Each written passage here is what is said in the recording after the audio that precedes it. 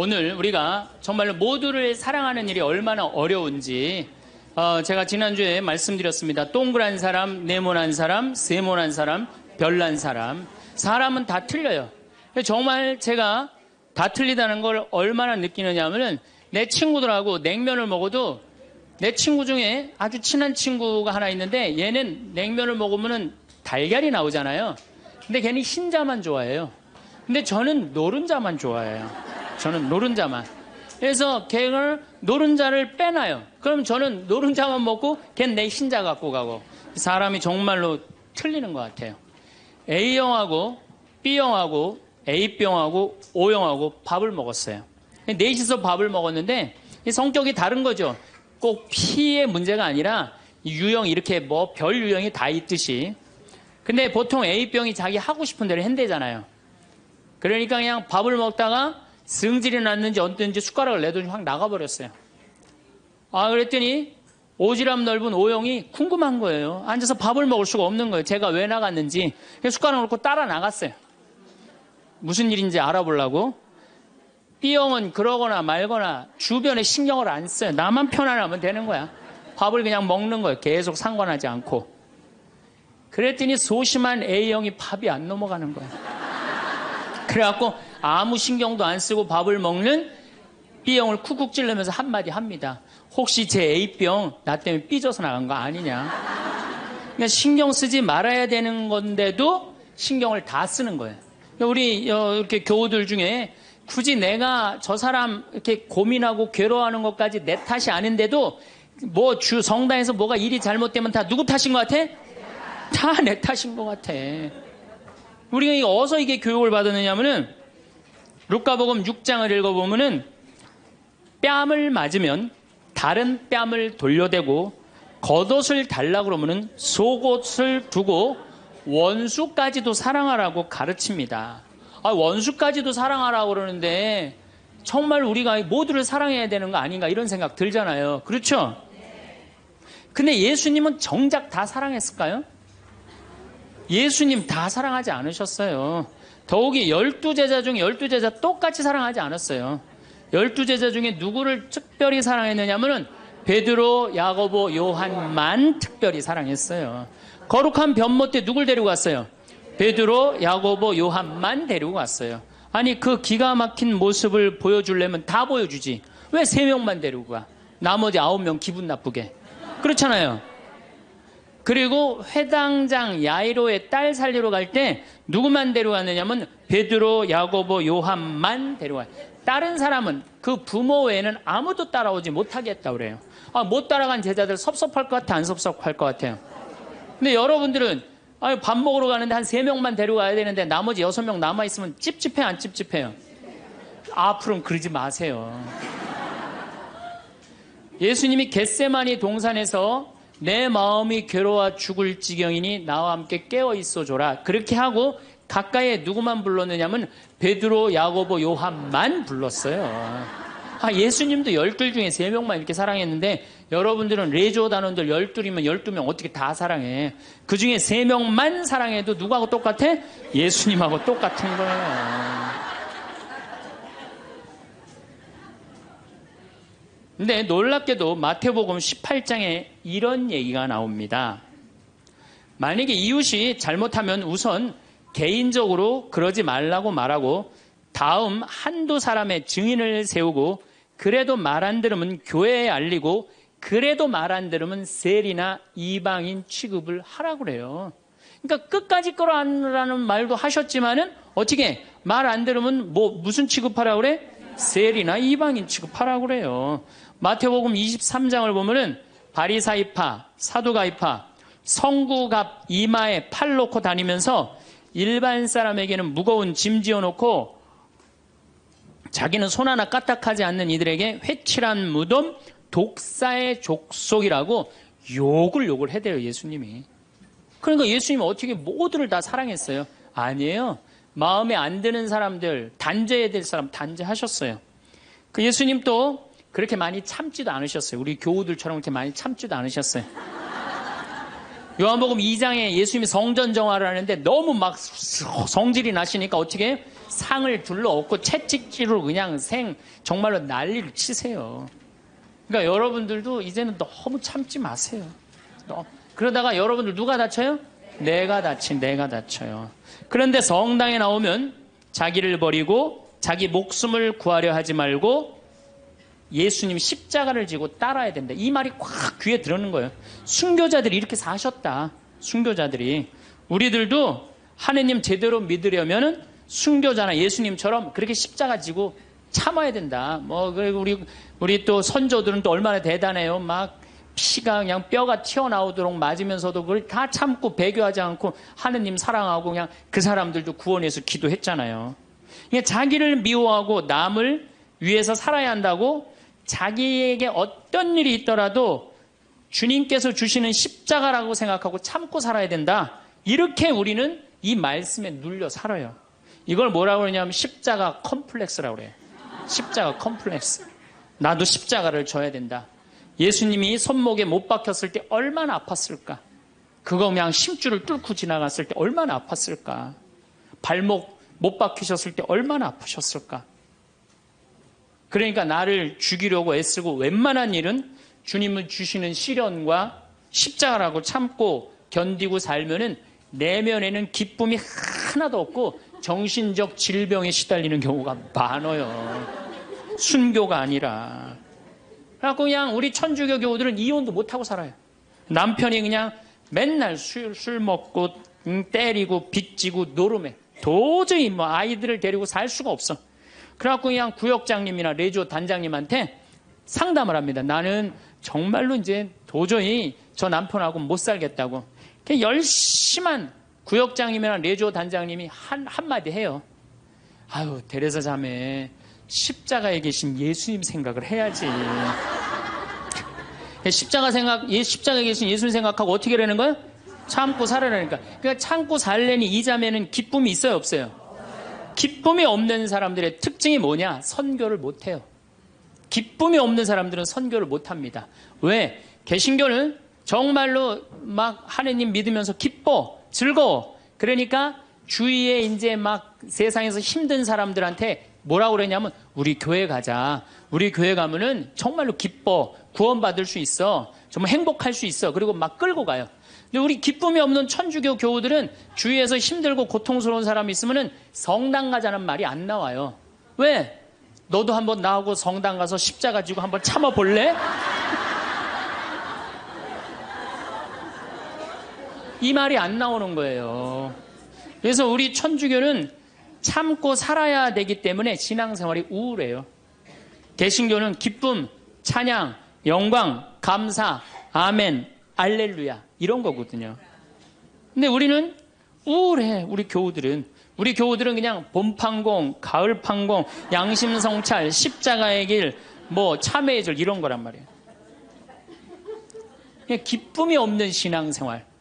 여러분들 죽을 때까지 참고 사느라고 기쁨 하나 없이 우울하게 산다면은 이분은 아마 지옥 맨 밑바닥에 갈 가능성이 많아요.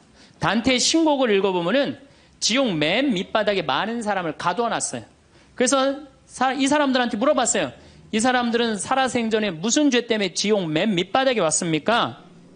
물으니까 안내하는 사람이 다른 죄가 아니라 이 사람들은 세상에서 살 때 하느님을 믿는다고 하면서 기쁘게 살지 못하고 늘 우울하게 한숨만 쉬며 산 죄 때문에 여기 왔다고 그래요. 그러니까 기쁘지 않은 사람들이 어디 가는 거야? 지옥 가는 거예요. 그러니까 이 세상에서 기쁘게 산 사람은 천당 가는 거고 이 세상에 우울하게 산 사람들은 어디가? 지옥 가는 거야. 그러니까 여기 있는 분들 중에 지금 내가 십자가 지느냐고 우울하고 이런 분들 어디 갈 가능성이 많아? 지옥 갈 가능성이 많아요. 그래서 우울한 사람이 가는데 아예 정해놨어요. 제 5억에 간대. 지옥 중에. 지옥 1억부터 9억까지 있는데 5억에 간대. 5억.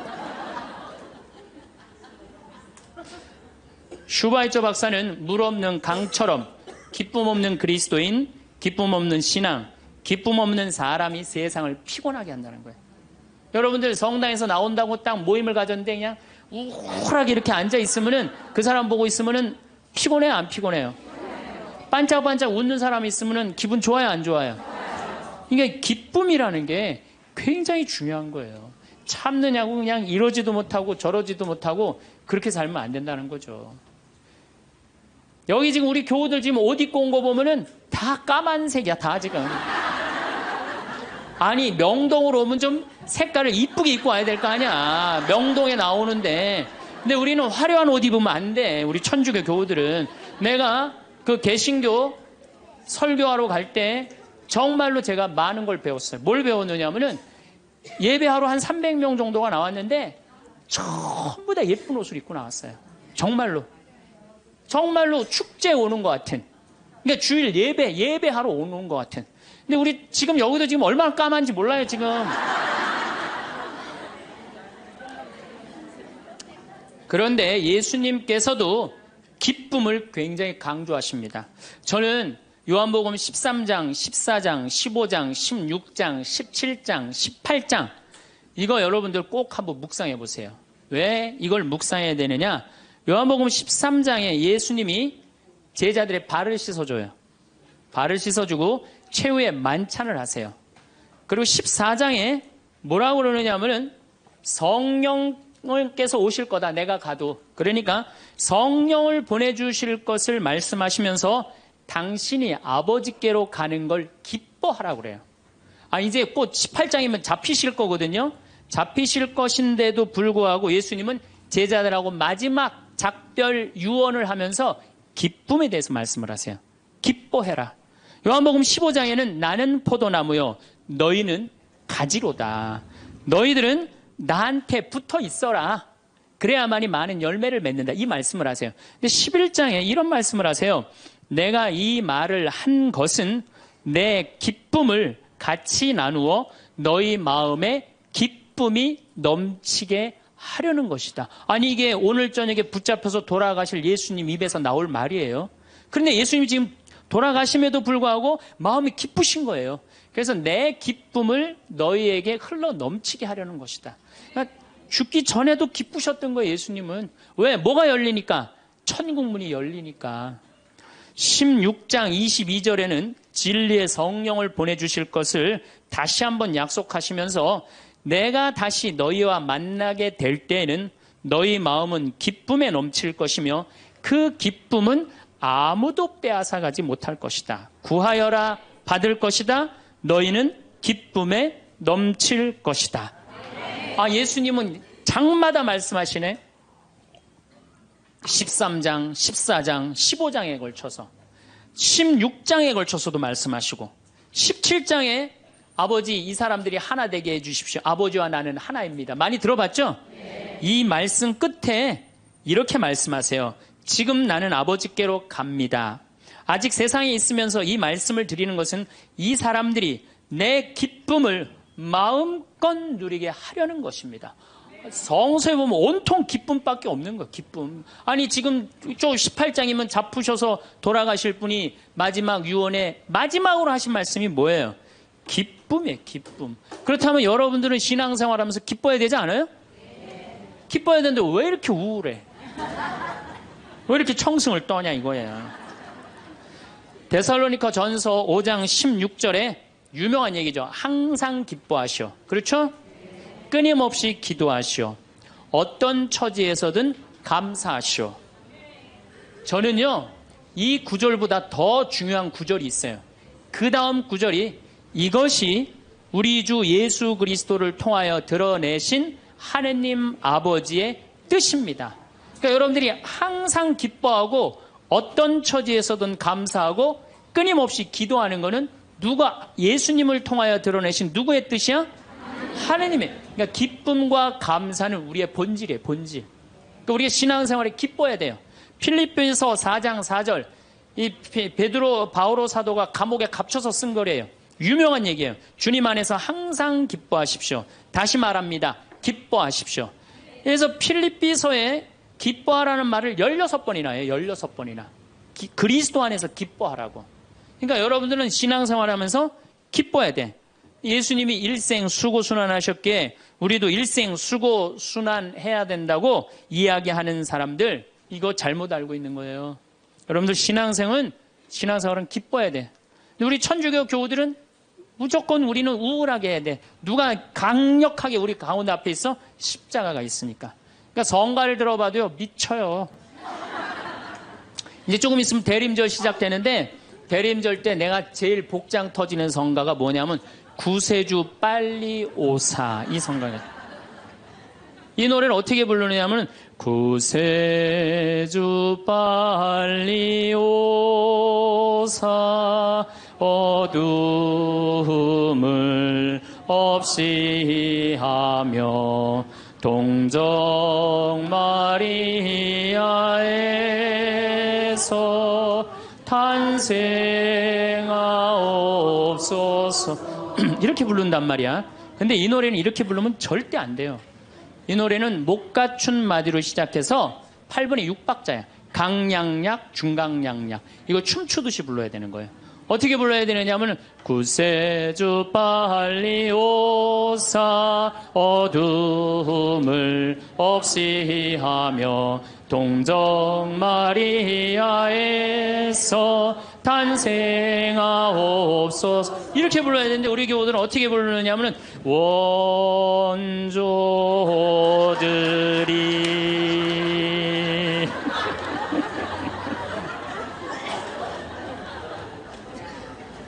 그러니까 그냥 구세주부로 빨리 가사는 구세주 빨리 오사라는 가사인데 하는 거 보면 장송곡이야. 장송.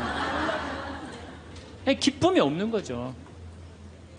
사실 저도 신앙을 키운 결정적인 동기는 십자가입니다. 중학교 때 성당에 가보면 나는 수원 조원동 주교자 성당에 다녔는데 십자가가 나무 십자가인데 큰 게 있었어요. 근데 그 예수님을 보면 너무 불쌍한 거예요. 어쩌면 우리를 사랑하시기에 저렇게 고통스럽게 지셨을까? 그냥 보면은 근데 우리 이 조원동 주교자 성당 옆에는 은퇴 신부님이 살았어요.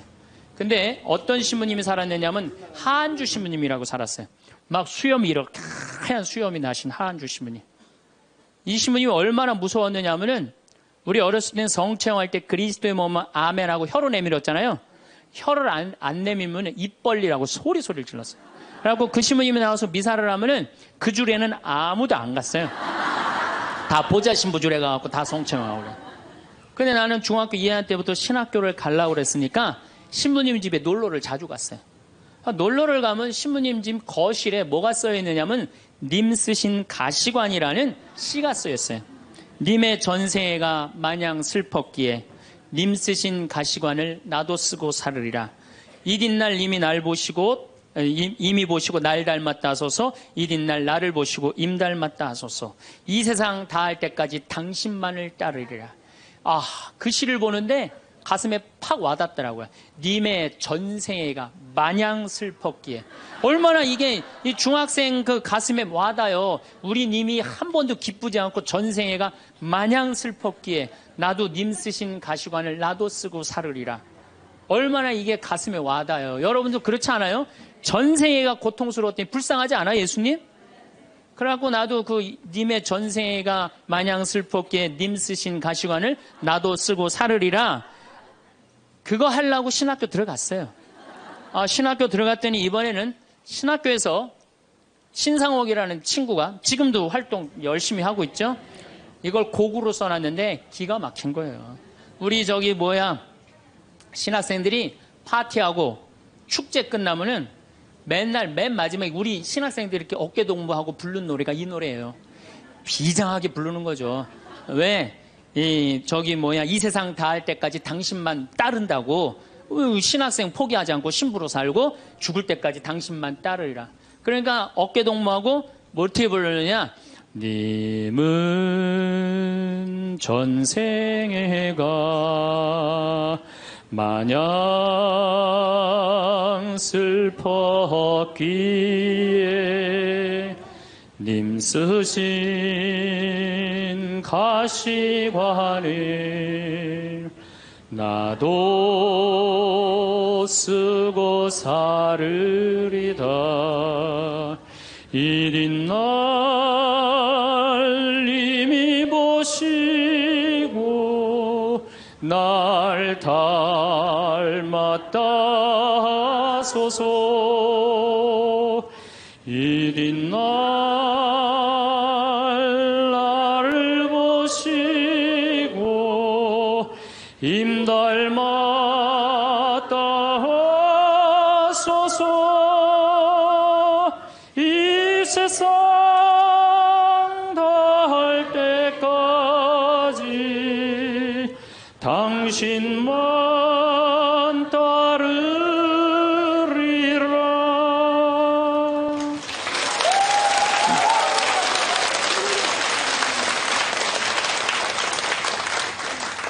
이렇게 청승을 떨면서 신학교 10년을 보냈어요.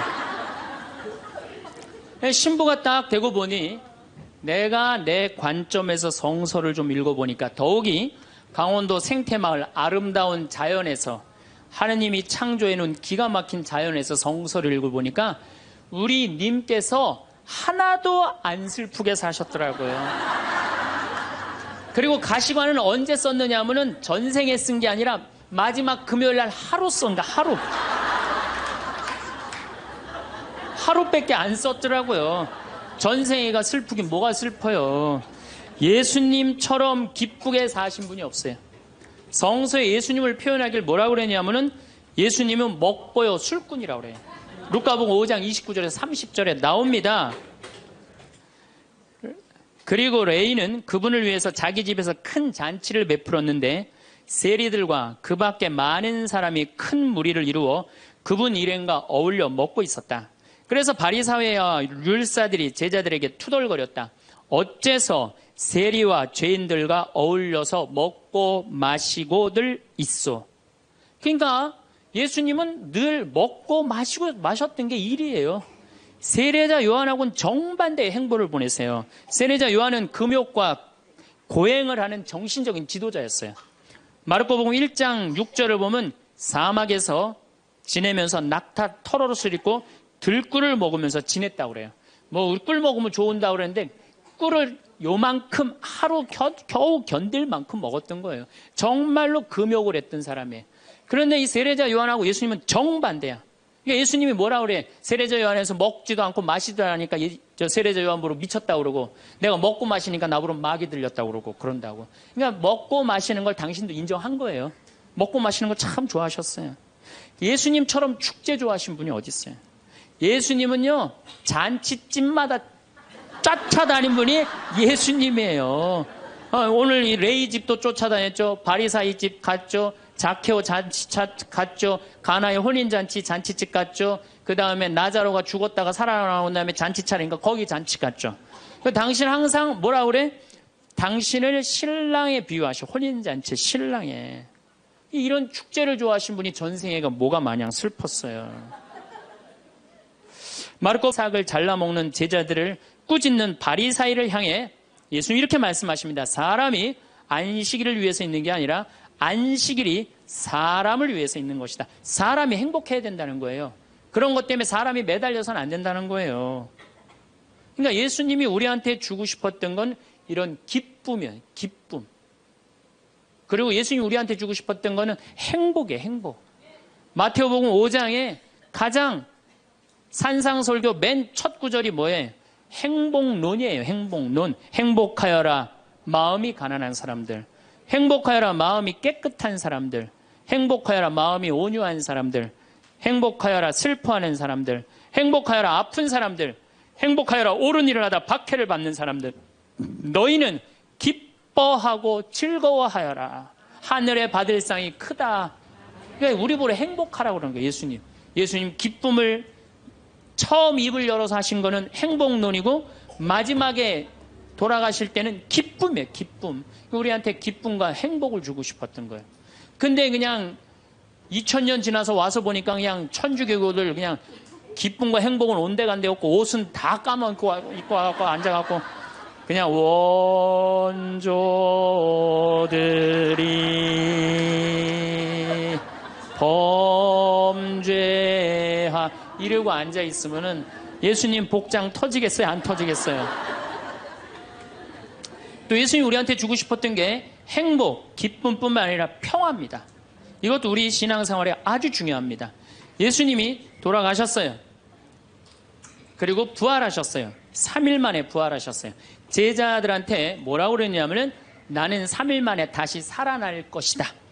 근데 제자들은 이해를 못했어요. 죽고 난 다음에 살아난다는 말을. 그래갖고 예수님 돌아가시는 걸 보고 다 도망가 버렸어요. 이제 우린 끝이다. 그래갖고 심지어 어떤 제자들은 고기, 원래의 직업으로 돌아갑니다. 고기 잡으러 가요. 이제 우린 끝났으니까. 아니, 그렇게 3년 동안 그렇게 가르쳐 놨는데, 그렇게 배신했는데, 얼마나 열받아요, 예수님은. 근데 예수님이 3일 만에 딱 살아나서 제자들 앞에 나타나요. 제자들이 당황스럽겠어요, 안 당황스럽겠어요? 우린 끝났는 줄 알았는데 다시 나타나니까 얼마나 당황스러워요. 그리고 나타나려면 1년 후에 나타나면 덜 미안해잖아요. 배반은 해놨는데 3일 만에 나타나면 얼마나 미안해요. 마음이 기쁘기도 하고 혼란스럽기도 한 거야.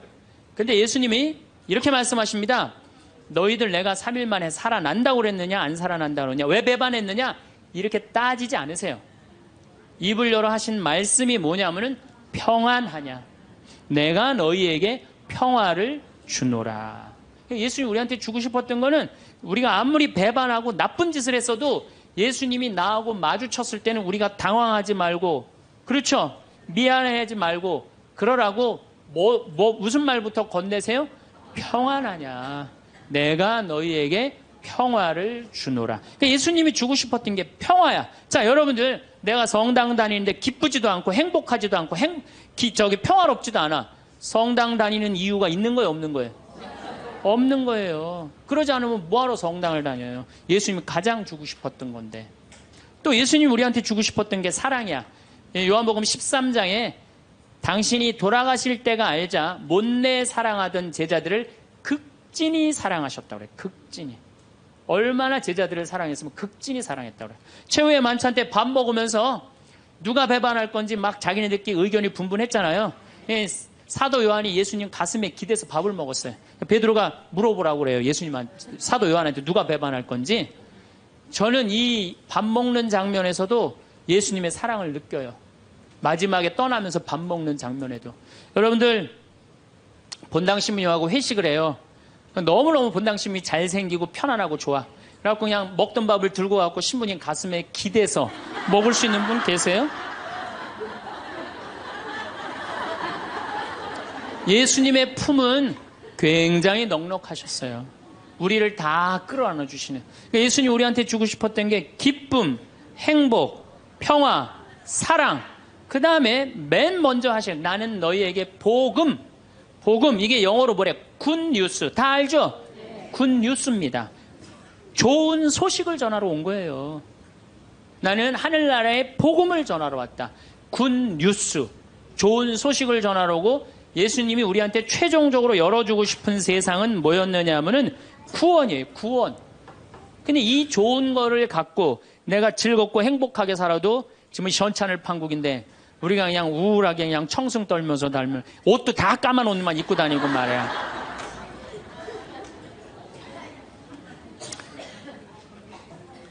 그러니까 우울하다 보니까 받은 은혜 감사는 안 하고 아직도 뭘 그렇게 달라고 그래요.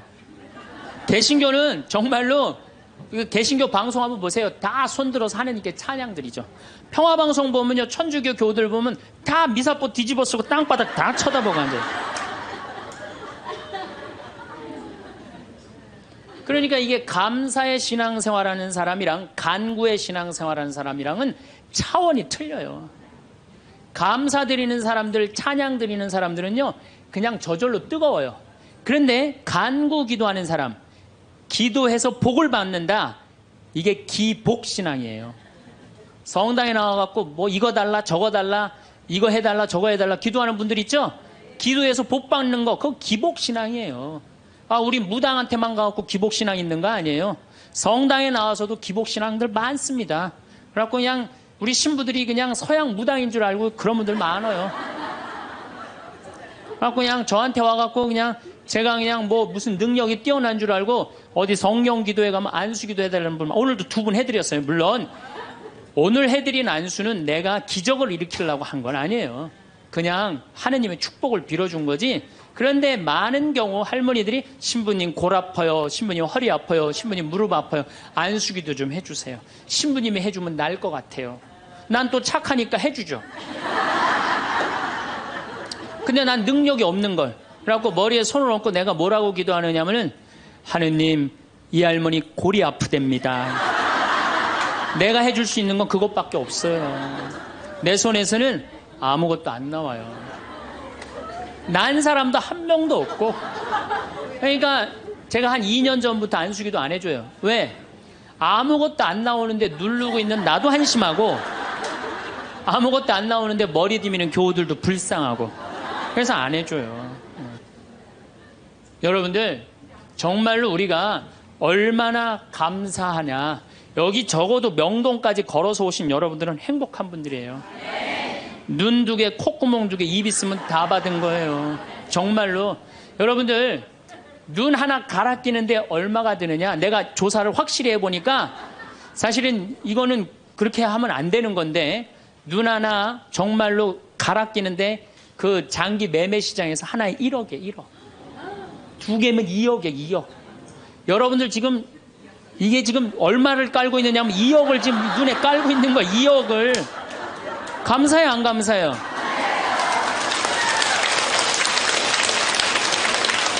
만약에 내가 아무것도 안 보여. 그래갖고 저 신부 얼굴도 못 보고 반찬이 어떻게 생겼는지도 모르고 명동성당이 얼마나 멋있는지도 모르고 그렇지 않아요? 아무것도 지금 다 보고 있는데 얼마나 감사해요. 감사하지 않아요? 감사해요. 신장 하나 갈아 낀데 3천만 원, 간 갈아 낀데 7천만 원이에요.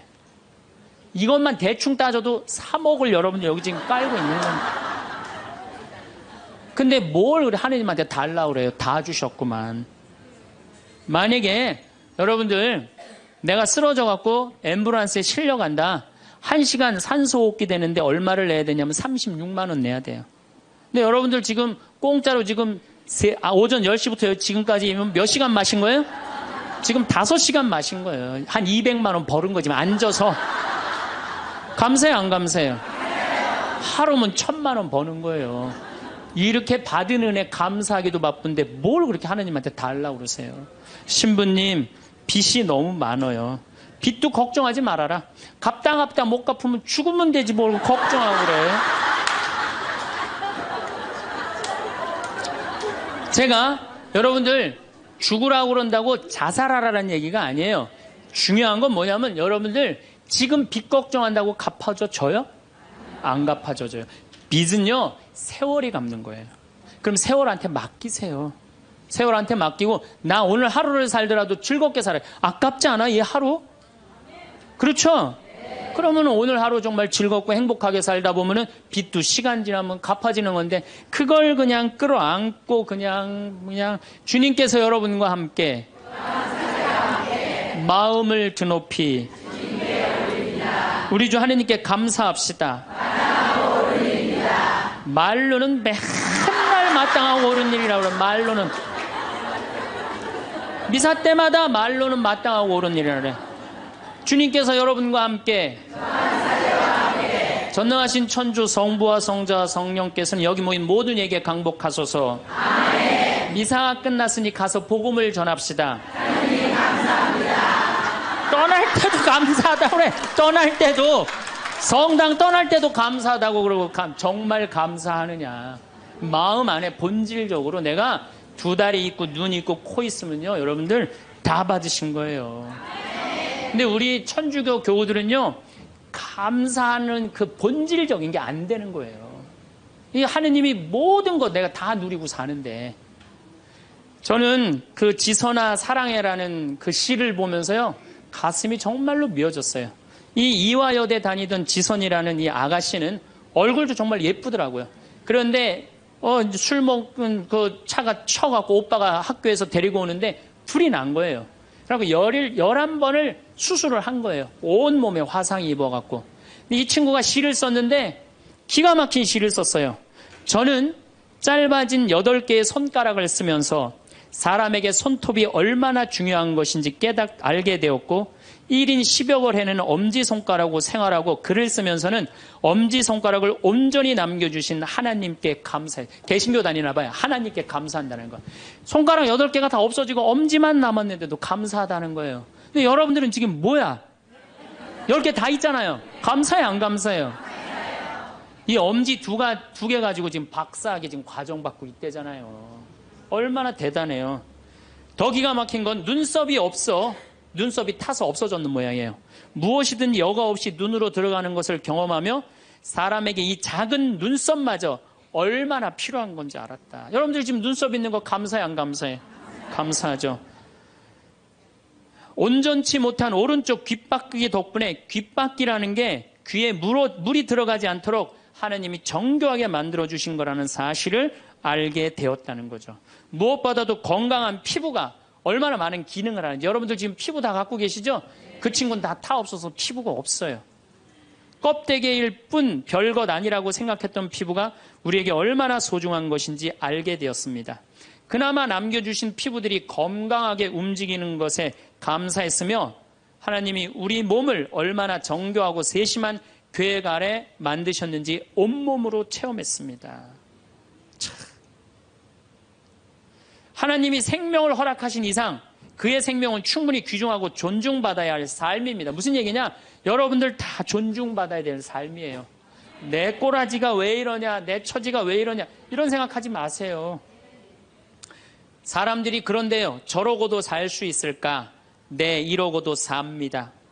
몸은 이렇지만 누구보다 건강한 마음임을 자부하며 이런 몸이라도 전혀 부끄러운 마음을 품지 않게 해주신 하나님을 찬양하며 이런 몸이라도 사랑하고 써주시려는 하나님의 계획에 감사드리며 저는 이렇게 삽니다.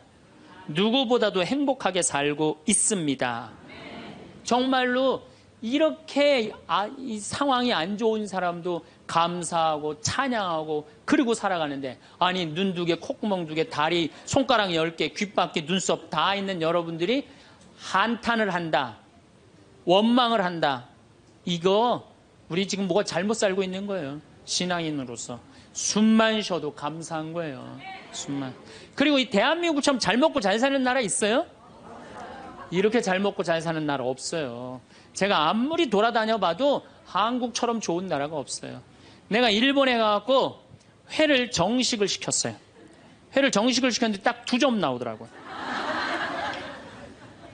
그래서 나는 그게 맛백인 줄 알았어. 맛백이. 그래서 홀딱 먹었어요. 아니, 아무리 기다려도 회가 안 나오는 거예요. 그래서 가이드를 불러서 왜 회가 안 나오냐 그랬더니 아까 2점 먹은 게 정식이라는 거예요. 일본 아이들은 가서 보니까 2점, 3점밖에 안 먹어요. 제가 지난 2월 달에 미국 플로리다 쪽에 강의를 갔어요. 마침 근사한 식당에 초대를 받아서 스테이크를 먹게 됐어요. 야, 호텔에서, 그것도 그냥 회원만 먹는 호텔에서 스테이크를 먹는다고 그랬는데 진짜 스테이크 요만큼, 그 다음에 감자, 콩, 수프, 땡이에요, 땡. 아무것도 먹고 났는데 배고프더라고. 거기서 배고프다고 그럴 수도 없고. 근데 한국에 돌아가갖고 우리 집이 수원이야. 수원 갈비집들 많잖아요. 그래서 갈비집에 가갖고 갈비를 시켰는데 진짜 갈비 나오기 전에 상을 이렇게 하나 들고 나와요. 반찬. 그렇죠? 나는 갈비집 갈 때마다 궁금한 게 갈비 먹으러 가는데 게장이 왜 나오는지 난 이해가 안 돼. 게장 나오지. 그 다음에 또 뭐 나와요? 저기 뚝배기에다가 계란. 그렇죠? 요즘은 다 그거 나오더라고. 그 다음에 또 메추리알. 그 메추리알은 어디나 다 나오는 거고. 그 다음에 사라다 나오죠. 그 다음에 부침개 나오죠. 또 기다리시는데 배고프시다고 국수 말아서 나오죠. 그것만 먹어도 배불러요, 사실은. 그리고 이제 갈비가 4명이 가면 또 딱 4인분 나오면 그냥 그거 먹으면 배가 빵빵해요. 근데 우리는 배 빵빵하면 안 돼요. 배가 터질 때까지 먹어야 돼. 2인분을 더 시켜요. 그래갖고 그냥 배가 터질 때까지. 그래갖고 그냥 정말 배가 터지기 일보 직전이야. 그런데 대한민국에만 나오는 장면이 하나 있어요. 배가 터질 것 같이 먹어갖고 갈비뼈가 다 널브러졌으면은 아줌마 하나가 쓱 나와서 이렇게 물어봅니다. 냉면을 먹을래? 된장찌개를 먹을래?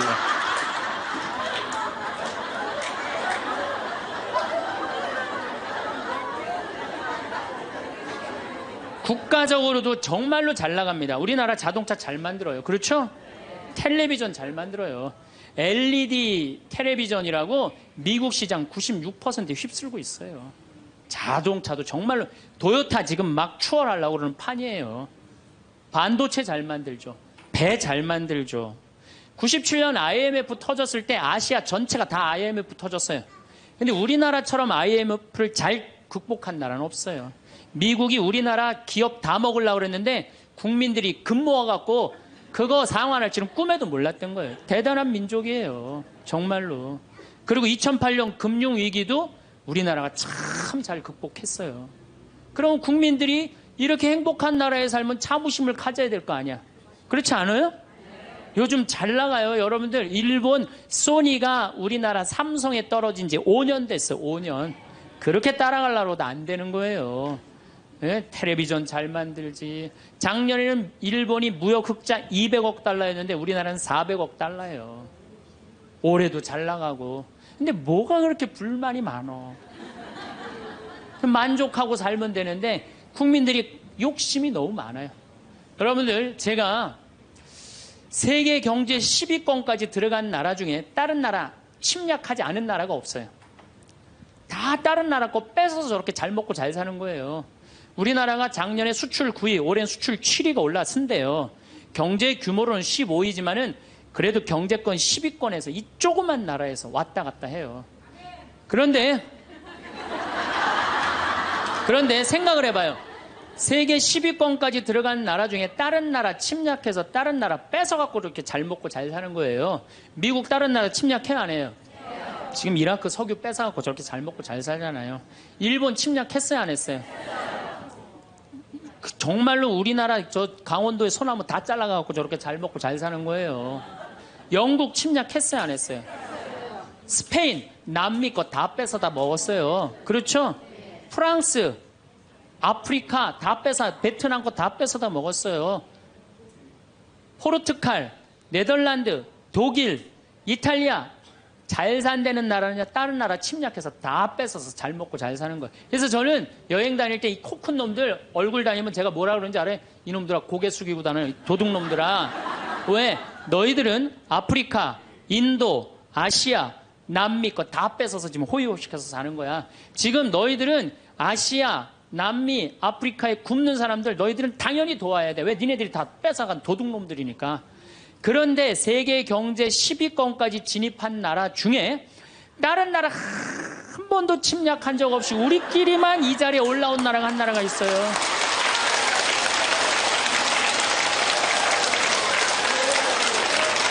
그게 바로 우리나라예요. 우리나라.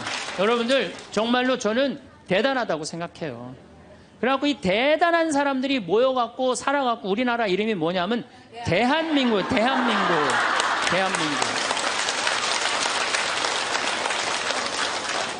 그러면 감사해야지, 행복해야지. 그런데 왜 176개 국가 중에 행복지수가 102등이야. 2007년 기준으로. 작년에 많이 올라서 65위로. 그래도 자살률은 세계 1위예요. 아직도. 국민들이 욕심이 너무 많아서 그래. 감사를 모르고 나눌 줄을 모르는 거예요. 이제는 먹고 살만 했으니까, 먹고 살만하게 됐으니까 이제는 우리 국민들이 자부심도 가지고 정신적인 성숙도 가지고 나눌 줄을 아는 이 단계에 이젠 들어서야 돼요. 근데 이걸 누가 해야 돼? 우리 천주교 교우들이 앞장서서 해야 돼. 근데 저렇게 맨날 이 까만 옷만 앉아있고 있으니 이거 어떻게 하면 좋아? 그래서 다음 시간에 정말로 우리가 어떻게 하면은 행복하게 살 수 있느냐에 대한 얘기를 조금 더 나누도록 하겠습니다. 감사합니다. 구리 성당에 있는 성 베드로 성당에 강의를 갔어요. 그랬더니 강의하기 전에 할머니들이 다 일어나더라고. 봉사자들이 딱 앉더니 수업하기 전에 한 번씩 노인 10계명을 딱 하는데 그분들이 정한 것 같아. 근데 너무 멋있더라고. 그래서 요거 읽어 한번 드릴게요. 1. 당황해하거나 성급해하지 말고 뛰지 말라. 나이를 먹으면 자꾸 당황할 때가 많죠? 그렇죠? 그리고 막 여기 할머니들 여기 와갖고 방이 어딘지 모르고 막 옥상으로 올라가는 할머니들도 있어요. 그런데 그럴 때 어떻게? 당황해하지 말고 성급해하지 말고 물어보면 돼. 근데 나이를 먹으면 자꾸 당황하라고 성급해. 그리고 안 되면 그 다음에 신경질을 부려요. 왜 이러느냐고. 할머니들 아까 저 밑에서 여기 위에 올라올 때 힘들었어 안 힘들었어요? 그 여기 모든 할머니들이 우리 계단에 올라올 때 막 승질을 내. 힘들다고. 이렇게 꼭대기에 있느냐고. 관광버스 여기까지 끌고 올라오지 왜 우리를 저기 밑에서 내려놓냐고. 힘들면 쉬었다가 올라오고, 힘들면 쉬었다가 올라오고, 힘들면 쉬었다가 올라오면 되지. 그러니까 절대 당황하지 말라는 거예요. 두 번째, 자식이 무엇을 해줄까를 기대하지 말라. 참 좋은 얘기 같아. 그러니까 할머니들이 서서 이걸 다 외우더라고. 자식이 뭘 해줄까 기대하지 말라. 거지근성을 버리라는 거예요. 거지근성. 누가 날 해줄까. 돈 제일 많이 깔고 있는 건 누구? 할머니, 할아버지들이 제일 많이 깔고 있는 거야. 근데 그거를 쓰는 방법을 모르는 것 뿐이죠. 이제 쓰는 방법을 배우세요. 내일 은행에 가갖고 잡히세요. 잡혀갖고 대출해갖고 한 달에 100만 원씩 딱딱 연금으로 이렇게 빼서 딱딱 쓰는, 돈 쓰는 재미로 늙어서 살아야지 그 재미 없으면 못 살아요. 세 번째, 고집 부리지 말라. 고집 부리지 말라. 60년, 70년 살아온 가닥이 있잖아요. 그렇죠? 그러니까 그 경험을 절대 포기하지 않는 거예요. 그러니까 새로운 걸 안 받아들이는 거지. 고집 피는 할머니들 많죠. 네 번째, 시샘하지 마라. 왜 이렇게 또 욕심이 많아? 나이 먹으면 그냥 옆집 할망구가 뭐 아들이 와서 뭐 했다고 그러면 그냥 그 속에서 그냥 부글부글 끓죠. 시샘하지 말라. 다섯 번째, 공치사하지 말라. 이것도 참 좋은 것 같아요. 공치사. 내가 니네들 어떻게 키웠는데, 내가 니네들 어떻게 키웠는데, 아플 때 업어서 밤에 이 약국에 달려가고 막 두들겨갖고 내가 너를 어떻게 키웠는데, 그냥 대동아 전쟁부터 뭐 그렇게 할 얘기가 많아. 얘기만 하면 그냥 대동아 전쟁에 시집와갖고 고생한 얘기, 6.25 전쟁 때 피난 간 얘기, 전쟁 끝나고 나는데 똥구멍이 찢어지게 가난하게 고생한 얘기, 그냥 줄줄이 그냥. 어떤 할머니는 비산동에 있었던, 그 할머니는 아마 돌아가셨을 거야. 굉장히 나이 먹은 할머니인데 고해소에 들어오면요, 3공학에 잘못한 거, 4공화국에 잘못한 거, 5공화국에 공화국별로 죄를 고백해요. 그런데 이 할머니는 죄의 본질은 뭐야? 이렇게 힘들게 내가 살아왔는데, 내가 자식 하나를 키웠는데 이 자식이 너무너무 속을 썩여갖고 지난주 너무 속상해갖고 줄미살 빠진 거야. 죄는 줄미살 빠진 건데 이 줄미살 빠지는 과정을 3공화국부터 설명을 해야 돼. 3공화국, 4공화국, 5공화국.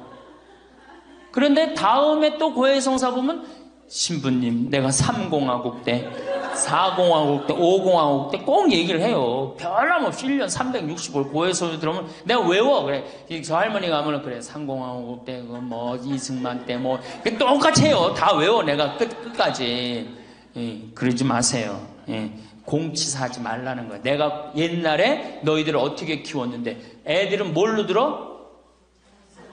그 잔소리로 들리는 거예요. 잔소리로. 그리고 과거를 얘기하는 건 불행한 거예요. 미래를 얘기해야 돼요. 미국에 할머니 한 분이 99살에 대학을 들어갔어요. 경영학과를 들어갔어요. 102살에 졸업한대요.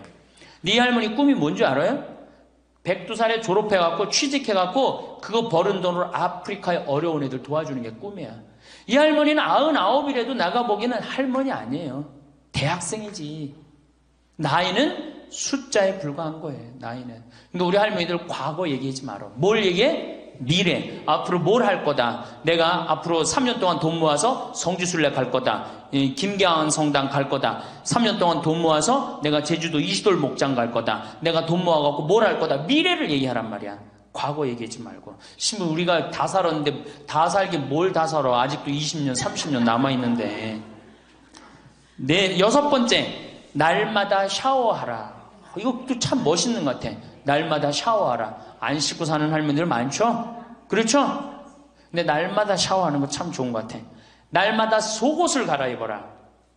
그렇죠? 그러니까 항상 깨끗하게 살라는 거예요. 항상 깨끗한 옷, 이쁜 한복 이런 것도 입고 곱게 좀 있으라는 거야. 맨날 이건 뭐 몸빼바지 비슷한 거 입고 그냥 돌아다니지 말고 파마도 좀 이쁘게 하고. 그러니까 내가 항상 하는 얘기 아니야.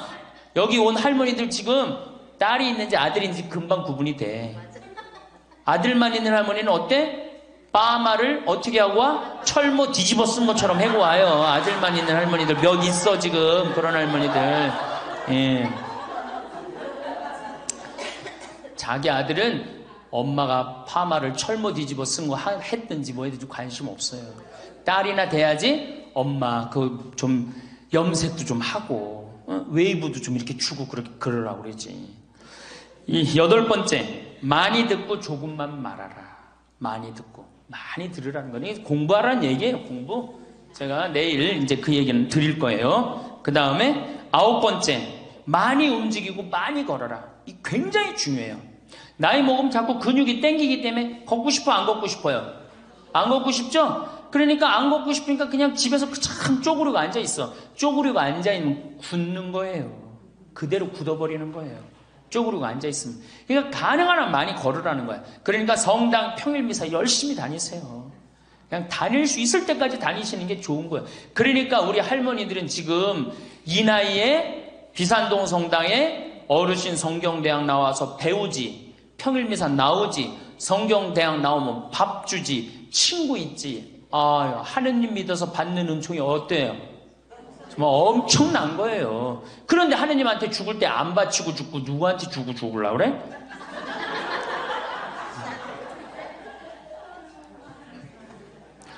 외국에 신앙이 깊은 사람들은요, 죽을 때 다 교회에 기증하고 죽어요. 신앙이 깊은 사람들은 자식한테 물려준다는 생각이 없어요. 우리나라처럼 이렇게 자식한테 매이는 나라가 없어요. 10번째, 이게 이제 그 얘기를 딱 해내. 욕심을 줄이고 나누어 주어라. 욕심을 줄이고 나누어 주어라. 계속 나눠 주고 이제 얼마 안 남았는데 뭘 그렇게 끌어안아? 계속 나눠 주라는 거예요. 계속. 그래서 이게 우리 할머니들, 제가 우리 할머니들 보면은 어디 잔치집에 가면은 뭐부터 챙겨? 음식 싸가려고 그러죠? 욕심 피는 거예요. 음식 싸가려고 그러고 하나라도 더 가져가려고 그러고. 아니 지금 가지고 있는 거 고아원에 떡 한 번 갖다 주고 무료양론에 밥 한 번 더 갖다 주는 게 지금 급선무지. 내가 싸갖고 가갖고 그거 다 상한 거 뭐 하려고 먹어. 그러니까 우리 할머니들 어르신 성경대학에 전심 줘야 안 줘요? 주죠? 1년에 보통 며칠 정도 얻어먹어요? 한 40일? 한 달에 4번 정도 먹으니까 방학 있고 그러면 한 40일 정도 얻어먹죠? 40일 얻어먹으면 양로원에, 무료 양로원에 가서 밥 한 끼 대접해야 될 거 아니야. 어르신 성경대학이 먹고 땡! 그렇지? 먹고 땡이죠? 그러니 이게 이게 하느님의 자식이 아닌 거지. 껍데기만 자식인 거죠. 이제 어떻게? 욕심을 줄이고 나누어 주어라. 난 이 구리성당 그 성베드로 대학에서 일어나고 이걸 외우는데 멋있더라고요. 그러니까 우리 할머니들도 이렇게 노년을 멋있게 사세요. 암 환자들이 많이 오십니다. 근데 벌써 한 3년 전 얘기예요. 3년 전에 우리 집에 암 환자 자매님 한 분이 오셨어요. 한 분이 오셨는데 이분이 5월달경에 오셨는데 완전히 얼굴이 새카마신 분이에요. 남편이 뭐라고 그러느냐면은 간까지 다 암이 전이돼서 3개월밖에 못 살 거라고. 신부님 마지막으로 황토집이 좋아서 왔노라고. 그래서 신부님이 좀 살려달라고. 내가 무슨 재주로 살려줘요 제가. 그래서 좀 우리 집에 내가 행복론 강의라니까 행복론 강의 좀 들으라고. 근데 마침 그때 암 환자들이 한 10분 정도 있었어요. 그런데 그 암 환자들하고 다른 분들하고 강의를 하는데 10분이 다 웃는데 그 자매는 안 웃는 거예요. 왜 안 웃느냐? 이제 3개월밖에 안 남았기 때문에 그게 너무 걱정이 되니까 내 강의가 재밌지도 않고 웃기지도 않은 거예요. 2시간 내내 무표정한 표정으로 앉아 있더라고요. 그래서 강의 끝나고 내가 자매님을 불러서 자매님 나하고 얘기 좀 하자. 자매님 뭐가 이렇게 걱정이 많으냐. 자매님 지금 근심 걱정은 3개월에 죽는다는 거 걱정을 하는데 3개월에 죽을지 3년 후에 죽을지는 아무도 모른다. 그리고 사실은 오늘 저녁에 교통사고로 죽는 사람도 많고 물에 빠져 죽는 사람도 많다. 우리는 하루를 즐겁게 살면 된다. 내일 걱정은 내일이 알아서 한다. 여러분들 마태오복음 6장에 그 얘기가 나오죠. 무엇을 먹을까? 무엇을 마실까? 무엇을 입을까? 걱정하지 말아라. 하늘에 나는 새도 하느님이 먹여준다.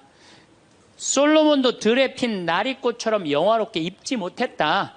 너희들은 오늘 일은 오늘로 족하다. 내일 걱정은 내일이 알아서 할 것이다. 오늘 수고는 오늘로 족하다. 이렇게 말씀을 하셨다. 내일 거 걱정하지 말아라. 그리고 내가 막 자매님한테 혼을 냈어요.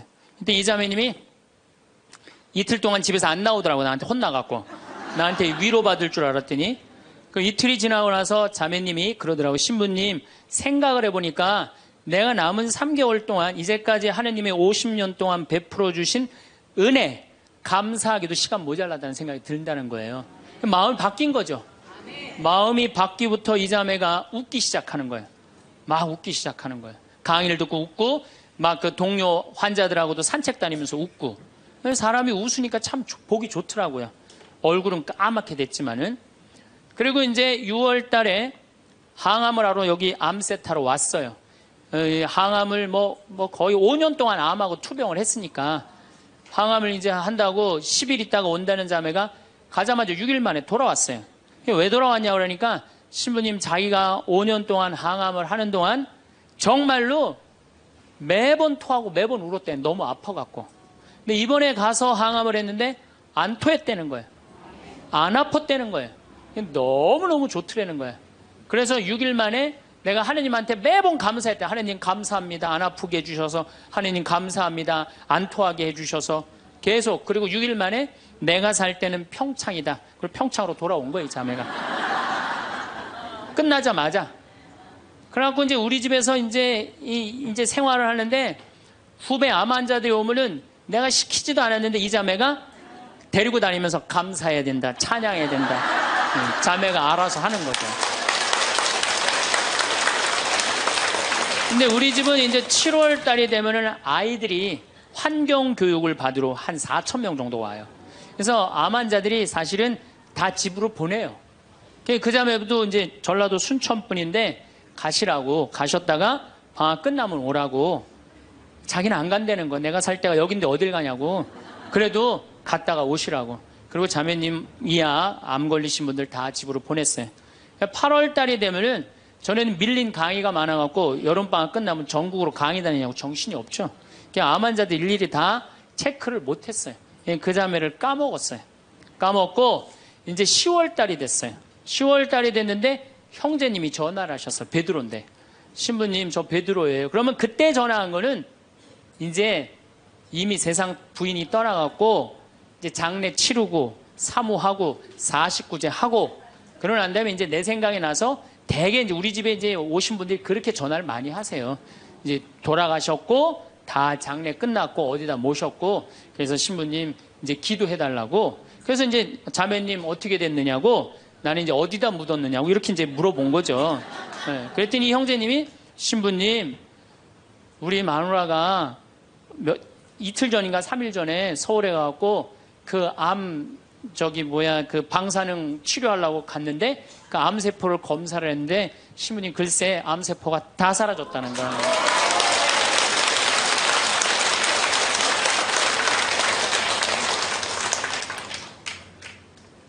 마음을 어떻게 먹느냐에 따라서 굉장히 많이 틀려요. 물론 또 하느님이 불러가시면 어쩔 수 없는 거고 저는 하느님이 불러가는 것도 나쁘지 않다고 생각해요. 예, 불러가면 얼마나 좋아요. 요즘 그 미국에서 어떤 박사가 이제 죽었다가 다시 살아난 사람들 조사를 해봤대잖아요. 죽었다가 나도 이제 그 본당 사목하면서 죽었다 살아난 사람들 얘기를 들어보면 아주 거의 똑같아요. 딱 죽을 때 그냥 터널 같은데 빛을 빨리 올라간다는 거예요.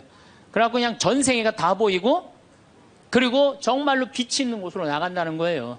내가 그 많은 분들 병자성사 해보면서도 정말로 편안하게 돌아가시는 분들을 보거든요. 그러니까 사실 살아도 좋고 죽어도 좋은 거예요. 뭐 이렇게 걱정할 게 많아 믿는 사람들이. 그렇지 않아요? 어쨌든 그래도 살아있는 게 낫지 아직까지는. 그렇잖아요. 그 여러분들 죽는 거 걱정하지 마세요. 절대 죽기 전까지는 안 죽어요. 죽기 전까지는 걱정하지 마세요.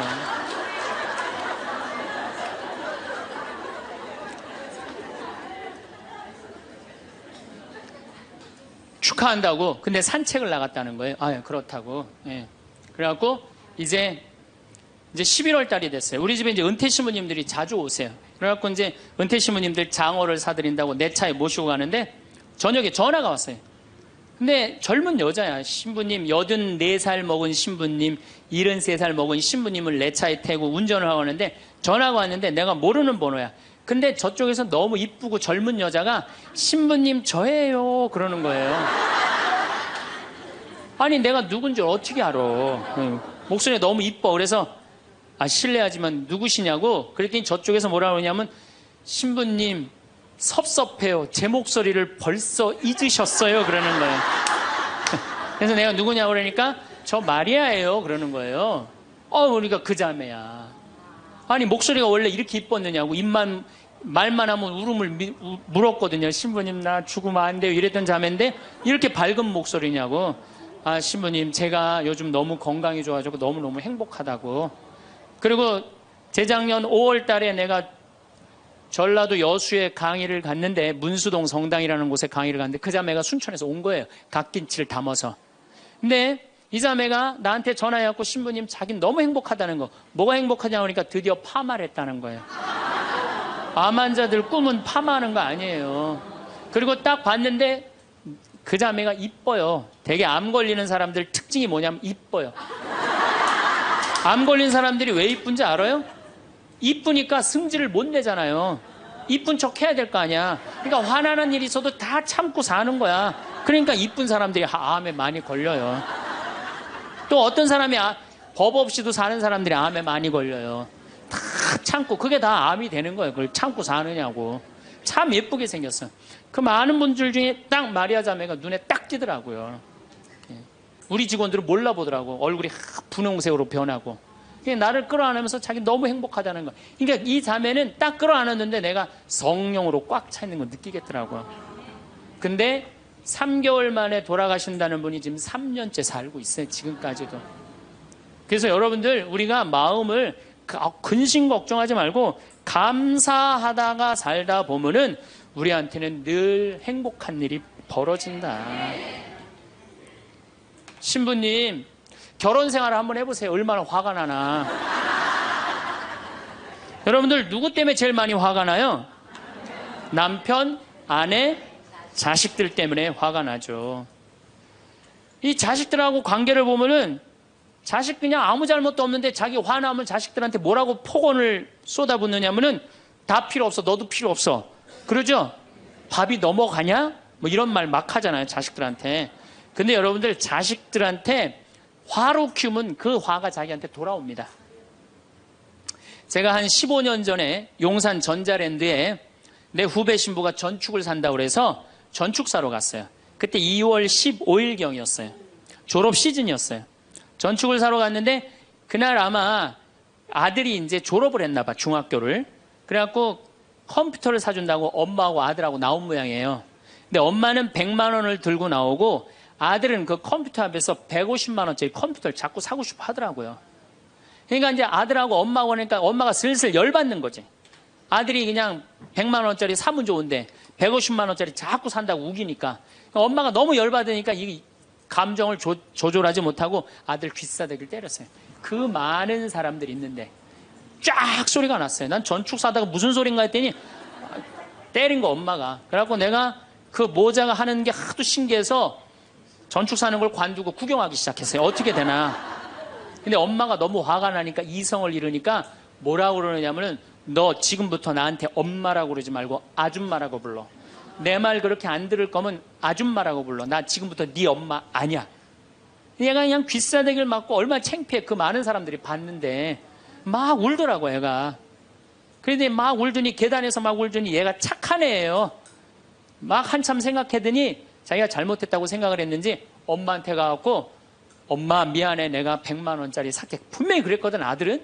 근데 엄마는 이미 이성을 잃은 상태야. 그러니까 엄마가 웬만한 엄마는 고맙다. 네가 그렇게 마음을 돌려줘서 그리고 내가 때린 거 미안하다. 이래야 되는데 이 엄마는 완전히 이게 정신이 나간 엄마라 뭐라고 그러냐면 이놈의 새끼 아줌마라고 부르는데 왜 자꾸 엄마라고 부르느냐고. 여러분 그 아이가 그날 컴퓨터 얻어갖고 갈 수 있어요. 그렇지만 시간이 지나면은 아이가 엄마가 컴퓨터 사준 거 생각할까요? 귀싸대기 맞은 거 생각할까요? 5년, 10년 지나고 나면 컴퓨터 봐 아무 생각 안 해요. 때린 것만 생각나요. 그런데 부모는 참 이상해요. 자식한테 때린 건 하나도 생각 안 하고 잘해준 것만 생각해요. 그러니까 자식은 부모한테 맞은 것만 생각하고 부모는 자식한테 잘해준 것만 생각해요. 나중에 만나면은 이게 영 딴 마음을 갖고 사는 거야. 그러니까 여러분들 중에 만약에 자식들이 화가 나갖고 만약에 내가 때렸다.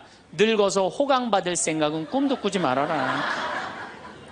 며칠 전에 중국에서 한 엄마가 길거리에서 아이를 막 발로 차고 막 때리는 거 보셨죠? 방송에 나왔더라고요. 화로 키우면요, 걔는 나중에 그 엄마한테 화로 갚을 수밖에 없어요. 근데 우리가 왜 자식들한테 많이 더 화가 나느냐? 이유는 딱 한 가지예요. 공부 못한다는 거예요. 공부 못한다는 거. 공부 안 하고 딴짓 한다고, 사친구 때 공부 안 하고 컴퓨터 게임이나 하고 더욱이 눈 동그랗게 뜨고 부모한테 덤비면은 화가 나요, 안 나요? 나죠? 그리고 그냥 문 쾅 닫고 자기 방에 들어가고 나오지도 않으면은 속에서 불 나지 않아요?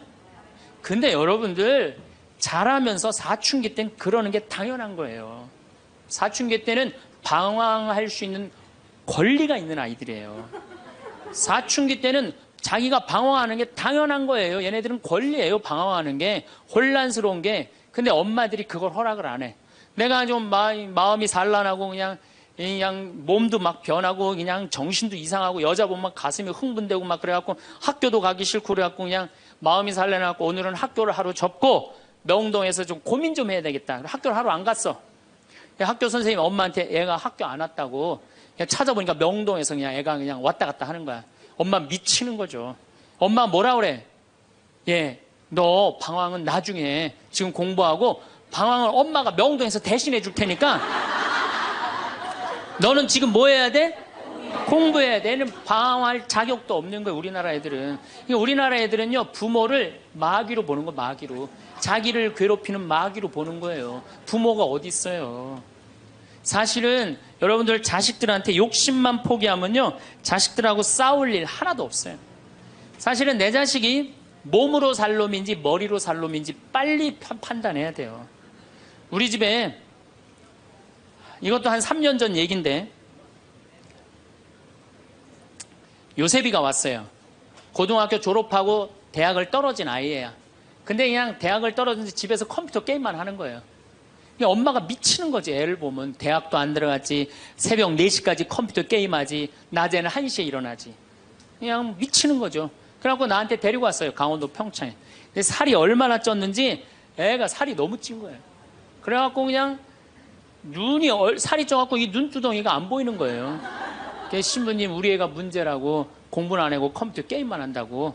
그래갖고 그냥 내가 애를 보니까 이 눈두덩이, 찢어진 눈두덩 사이로 걔 눈을 자세히 들여다보니까 애는 문제가 없더라고요, 애는.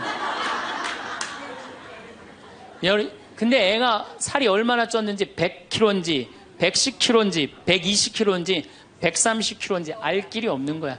왜? 우리 생태마을의 저울은 100kg까지 밖에 재는 게 없거든. 올라가면 막 뱅글뱅글 도는 거, 저울이. 그래서 내가 고추 빨 때 방앗간에 나갈 때 달아봐라. 그래서 달아봐. 그랬더니 얘가 몇 킬로가 나냐? 130kg가 나서 130kg. 그래갖고 일단은 하여튼 놔두고 가라고. 그래갖고 이제 엄마는 갔어요. 엄마는 가고. 근데 애가 참 건강한 애예요. 정신도 맑은 애 아이고. 부모 입장에서 문제인데 내 눈에는 문제가 아니더라고. 너 밭에 나가서 일 좀 해라. 그래갖고 이제 다 큰 애니까 밭에 나가서 일을 하고 일주일 지나고 난 다음에 관리장한테 물어봤어요. 걔 어떠냐고, 요셉이. 그랬더니 관리장이 넘버 원이라는 거예요. 엄마는 문제라고 데리고 왔는데 우리 생태마을의 관리장은 넘버 원이라는 거예요. 일도 잘하고 성격도 좋고. 기가 막히더라고. 어떻게 일을 잘하냐 하니까 애가 힘이 좋아갖고 물건도 게으름을 안 핀다는 거예요. 게으름을. 여러분들, 얘가 몸으로 살래요? 머리로 살래요? 몸으로 살래죠? 몸으로 살래를 머리로 살라 그러면 얘가 머리가 돌 것 같아요, 안 돌 것 같아요? 그러니까 내가 몸으로 살지 머리로 살지 빨리 구분할 줄 알아야 돼요. 그래갖고 애가 너무 괜찮으니까 6월 달에 우리 생태마을에 앞에 강이 흐른단 말이에요. 거기서 래프팅을 합니다. 그래서 래프팅 가이드를 자격증을 따라고 그랬어요. 그랬더니 우리 래프팅 가이드 팀장이 신부님 다른 아이는 다 따도 얘는 못 땁니다. 왜냐하면 이 가이드 자격증 체육학과 아이들이 따는 거거든요. 배를 뒤집었다가 폈다가 강물에 뛰어 들어갔다가 강물에 또 올라오고 그래야 되는데 130kg짜리가 강물에 한번 빠지면 그만이지 어떻게 자격증을 땁니까? 그래도 우리가 협회 사람들하고 잘 아니까 좀 어떻게 좀 따게 좀 해라. 그래갖고 가이드를 자격증을 보냈는데 그 금요일날 따갖고 왔어요. 기가 막힌 거죠.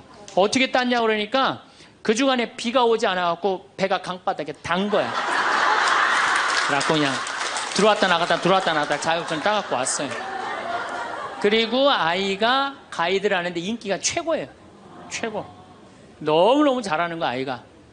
그래갖고 이제 9월 달에 엄마가 와서 보니까 아들이 130kg짜리니까 116kg가 된 거야. 그러니까 살이 홀쭉 빠지고 눈빛이 초롱초롱해진 거야. 그러니까 엄마가 가자, 공부하러.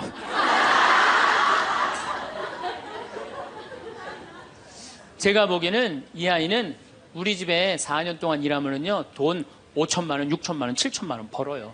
왜냐하면 우리 집에 일하면 돈 주거든요. 그럼 그 돈 모아갖고 사업을 해도 얘는 잘하는 애예요. 꼭 공부로 승부 걸 아이가 아니거든요.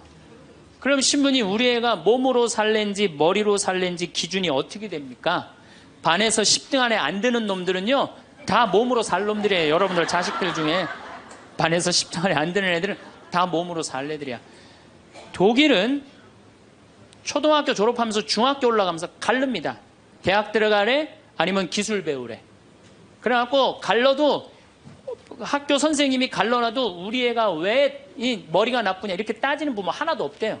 그러니까 그 독일 사람들은 그게 내 아이가 몸으로 살고 손으로 기술로 하는 걸 좋아한대요. 그리고 그렇게 아이가 살도록 도와준대요. 근데 우리는 만약에 그렇게 했다. 내가 교장 선생님들, 교감 선생님들한테 강의 한번 간 적이 있어요. 연수원에 가서. 그랬더니 교감 선생님들이 만약에 우리가 그런 결정을 하면 지금 학부형들한테 맞아 죽는다는 거예요. 그러니까 우리나라 부모님들이 욕심이 너무 많은 거예요. 자식들한테. 그러니까 자식들이 희생당하는 거죠. 자식들이 희생당하는 거예요. 그러니까 독일은 대학을 졸업하는 비율이 아이들의 한 25% 정도밖에 안 된대요. 대학을 졸업하는 아이들이. 들어가는 애들도 많지 않고, 미국은 뉴욕 잘 사는 데가 대학 졸업하는 비율이 60%예요. 60%. 그런데 우리나라는 대학에 지금 입학하는 게 몇 프로냐면 92%예요. 아무나 다 대학 가는 거예요. 아무나 다. 그러니까 독일은 몸으로 살 애들이 75%야. 그렇죠? 그 다음 미국은 몸으로 살 애들이 40에서 50% 정도 돼요. 우리나라는 92%가 대학, 미국은 또 미국이나 캐나다는 60%가 대학에 들어가도 졸업하는 건 그중에 반밖에 못해요. 다 졸업 못해요. 그래서 그쪽에 가보니까 입학은 물어봐도 졸업은 물어보는 게 아니래요. 졸업하는 게 그렇게 어렵다는 거예요. 근데 우리는 92%가 들어가면 92% 거의 다 졸업을 하는 거야. 우리는 몸으로 살 애들이 8%밖에 안 돼. 머리로 살 애들이 92%고. 공장에, 농장에 일할 사람들이 있어요? 없어요. 그러니까 이 나머지 92% 중에 취직을 다 합니까? 40, 50%밖에 못해요. 그러면 나머지 40%는요 한량으로 남는 거예요. 취직도 못하고. 그럼 그 자식 보고 있으면 속에서 불이 나요, 안 나요? 불이 나죠? 근데 누가 잘못한 거예요? 부모가 잘못한 거예요. 처음부터 너는 머리로 안 될 것 같으니까 우리 몸 쪽으로 가자. 그래갖고 농사를 가르치든지 기술을 가르치면은 걔 벌써 취직해갖고 일했을 거예요. 근데 다 우리의 삐뚤어진 욕심 때문에 아이도 망가뜨리고 부모도 망가지고, 그래갖고 돈 쏟아 넣느냐고 노후 대책연금도 못하고. 그러니까 그냥 전 국민이 그냥 화 속에서 사는 거예요. 그러니까 저는 정말로 우리나라 이 교육제도가 화의 근원이라고 생각해요. 그렇다면은 자식 때문에 화나죠. 그런데 이 부부라도 서로 사이가 좋으면은 좋은데, 엄마들이 자식한테 미쳐갖고 남편한테 신경 써야 안 써요? 안 쓰죠? 남편이 외로운지 힘든지도 몰라요. 근데 자식들은 부부가 막 사랑스럽고 이렇게 다정하게 지내는 부모를 본 자식들은요 안정스럽게 자란대요. 근데 부부가 맨날 싸우고 막 이러는 자식들은요 굉장히 불안정하게 자란다는 거예요. 그래서 저는 정말로 감사한 게, 저는 고등학교 졸업할 때까지 부부는 안 싸우는 건 줄 알았어요. 부부는. 한 번도 부부 싸움을 본 적이 없어요, 저는. 근데 내 고등학교 때 친구가 아이 뭐 술 먹자고 고등학교 때 왜 그러냐 그러니까 아버지가 엄마를 때려갖고 눈탱이가 밤탱이가 됐다는 거예요. 자기 너무너무 괴롭다는 거예요. 그래서 저는 그때 충격받았어요. 어떻게 부부가 싸우느냐 그런 충격을 받았어요, 저는. 왜냐하면 나는 우리 어머니 아버지 싸우는 걸 한 번도 못 봤거든요. 그래서 내가 그 얘기를 얼마 전에 우리 형제들이 다 모였을 때 나는 어머니 아버지 싸우는 걸 한 번도 못 봤다. 그랬더니 우리 형제들이 이구동성으로 딱 한마디 하더라고요. 신부님이 집에 붙어 있은 적 있어야지 그걸 보는 거 아니냐.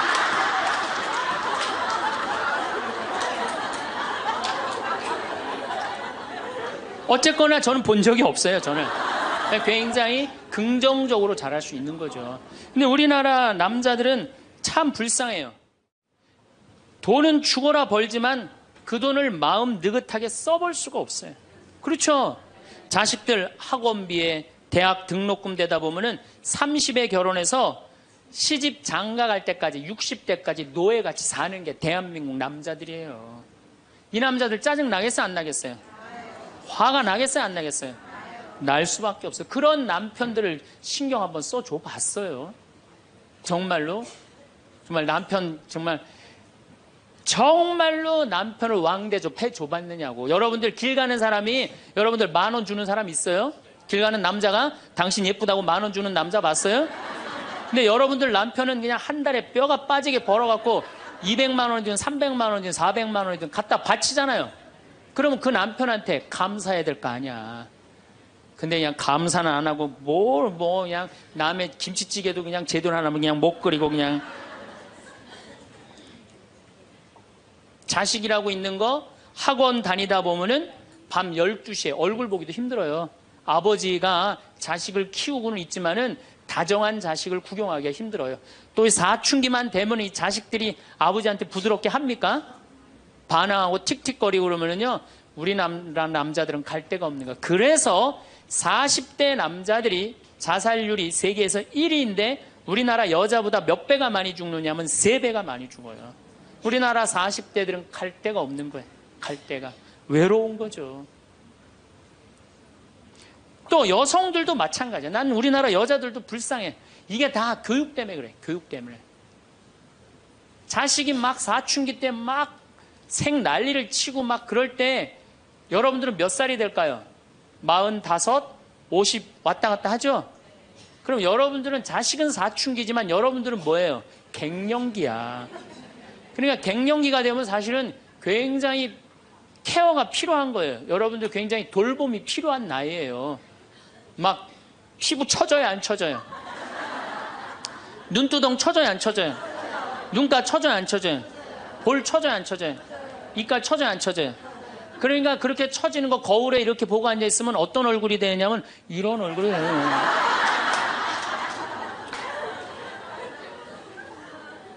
사람은요, 눈가가 올라가야지 이쁘고 입가가 올라가야지 이쁘거든요. 그러니까 이제 50이 되면은 이쁜 게 하나도 없는 거야. 그러니까 젊은 여자들이 이쁘게 보이려고 화장할 때 어떻게 연필을 막 위로 그리잖아, 이렇게. 근데 50이 되면 연필로 그려도 결국은 어떻게 돼요? 끝이 떨어지잖아요.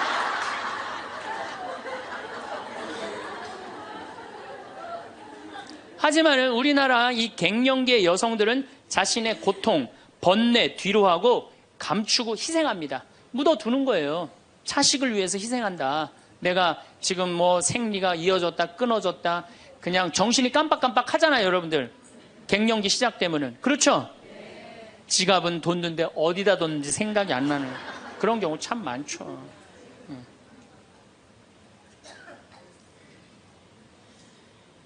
그러니까 자기만 희생한다고 생각을 하니까 화가 나는 거예요.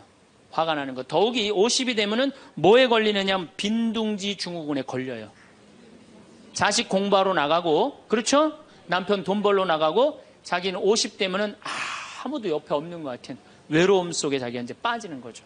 그러면 이제 자식 보면 막 화가 나는 거예요. 남편 봐도 화가 나고, 몸에는 막 테스토스테론이 나와가고 힘은 흘러 넘치고, 그러니까 막 소리 지르는 거예요. 그러니까 50 넘은 여자 중에 여자 같은 여자는 없고 전부 다 깡패 같은 여자들만 있는 거예요. 50 넘은. 그래서 나는 이 부부들 보면은 참 재미난 게 성당에서 내가 보면 얼굴도 예쁘고 정말로 상냥해요. 이 음식 반찬도 맛있게 하고, 그럼 남편하고 술 한잔하면서 형제님 행복하다고, 저렇게 이쁘고 상냥하고 괜찮은 여자랑 살아서 정말로 부럽다고. 그러면은 형제님들 대부분이 뭐라고 그러냐면, 신부님 부러우세요? 너무 부럽다고. 그러면은 형제님들이 뭐라고 그러냐면, 데리고 가세요.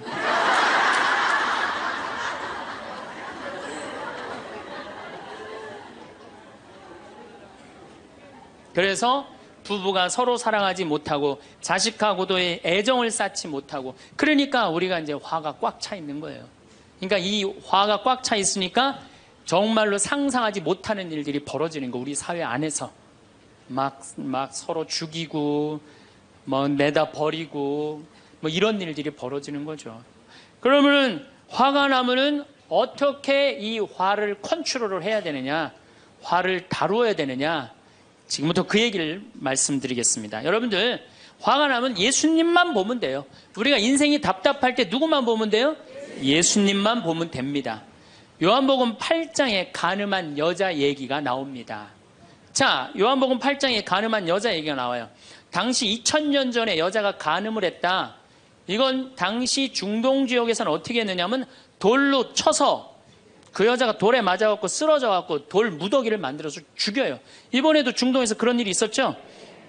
사진을 보니까 진짜 돌 무덤을 만들어 버리더라고요. 근데 이 여자가 간음을 하다가, 이번에 이 중동에서 그런 분은 남자하고 팔짱 끼고 나갔는지 그냥 외출했다고 그거 이유 하나로 그 처벌을 당했어요. 근데 이 여자는 현장에서 붙잡혔어. 중동에서 이 여자들은요, 다 싸고 다녀요. 그만큼 여자를 사람 취급을 안 해요. 그런데 이 여자가 간음을 했어. 그러니까 남자들이 막 화가 날 것 같아, 안 날 것 같아요? 너무너무 화가 나는 거지. 이 여자는 여러분들 예뻤겠어요, 안 예뻤겠어요? 예뻤을 거예요. 왜냐하면 당시에 간음을 한다는 건 목숨을 걸었기 때문에. 이 여자 몸매는 어땠을 것 같아요? S라인에 S라인. 이게 벤지 엉덩이인지 구분도 안 되는 여자고 간음할 수가 없어요. 예쁜 여자가 다른 남자하고 대낮에 간음하다가 붙잡혔다. 남자들이 흥분할 수밖에 없어요. 그래갖고 막 눈이 뒤집어져갖고 예수님은, 안 그래도 예수님한테 별렀어요. 왜? 요한복음 7장에 귀에만 대면 예수님을 죽이려고 그랬거든. 근데 이 사건이 8장에 일어나요. 8장에. 그러니까 모두를 용서해라, 사랑해라, 이런 분하고 율법 1.1핵도 없어지면 안 된다. 그러니까 율법학자들이 예수님 앞에 이 여자를 패댕기를 치는 거예요. 당신이 이 여자 간음했는데 어떻게 하면 좋으냐고. 근데 예수님이 보니까 이 사람들이, 이 남자들이 너무너무 흥분해 있는 거야. 눈이 뒤집어진 거예요. 보니까 흰 눈동자 95%, 까만 눈동자 5%야. 눈이 확 뒤집어져 있는 거야. 근데 예수님은 참 지혜로우셔요. 흥분한 사람하고는 얘기를 안 하시는 거예요. 여러분들, 두 사람이 막 싸워. 내가 말리로 들어갔어. 말리로 들어가면 나중에 흥분한 사람들 속에 뛰어들어가면 나중에 몇 명이 싸워요? 3명이 싸워요. 이게 눈에 뵈는 게 없을 때는요, 아무리 좋은 말도 귀에 안 들어오는 거예요. 눈에 뵈는 게 없을 때는. 예수님 딱 보니까, 아니, 이 사람들이 완전히 흥분해 있어. 그러니까 상대 안 합니다. 어떻게 하냐면 대꾸도 안 하고 바닥에다 뭘 쓰세요. 땅바닥에 뭘 쓰세요. 참 위대한 행동이죠. 흥분이 가라앉을 때까지 기다리시는 거죠. 저는 제 소원이 하나 있어요. 저는 본당 신부를 10년 동안 했는데, 다행히 한 번도 뭐 교우들끼리 뭐 서로 싸워갖고 패가 갈린다든가 그런 적이 없어요. 그런데 이제 내가 다음에 이제 한번 본당에 나가면 주교님한테 가서 꼭 부탁하고 싶어요.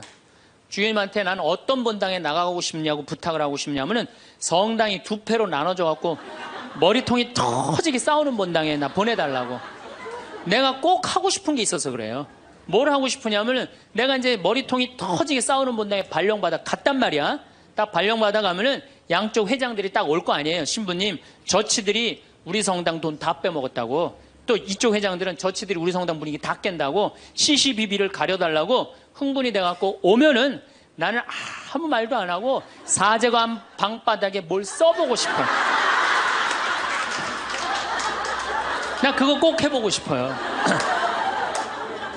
여러분들도 만약에 남편이 나하고 얘기 좀 하자고 막 남편이 흥분돼갖고 너 왜 우리 어머니한테 그렇게 못되게 대하느냐 그래갖고 싸우자고 문을 열고 딱 들어와갖고 딱 봤는데 남편이 흥분을 했어. 눈동자를 보니까 흰 눈동자 95%, 까만 눈동자 5%야. 그러면은 부인이 그래 나도 할 얘기가 많다 해보자. 그러면은요 어떻게 될 것 같아요? 싸우고 귀싸대게 맞게 돼 있어요. 왜? 말로 싸우면요 남자는 여자를 못 이겨요. 남자는.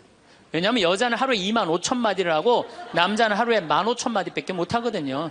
그러니까 말로는 여자를 이길 수가 없어요. 나는 우리 신부들 중에 수녀님하고 싸운 신부들 중에 수녀님하고 싸워서 수녀님을 이긴 신부를 본 적이 없어요.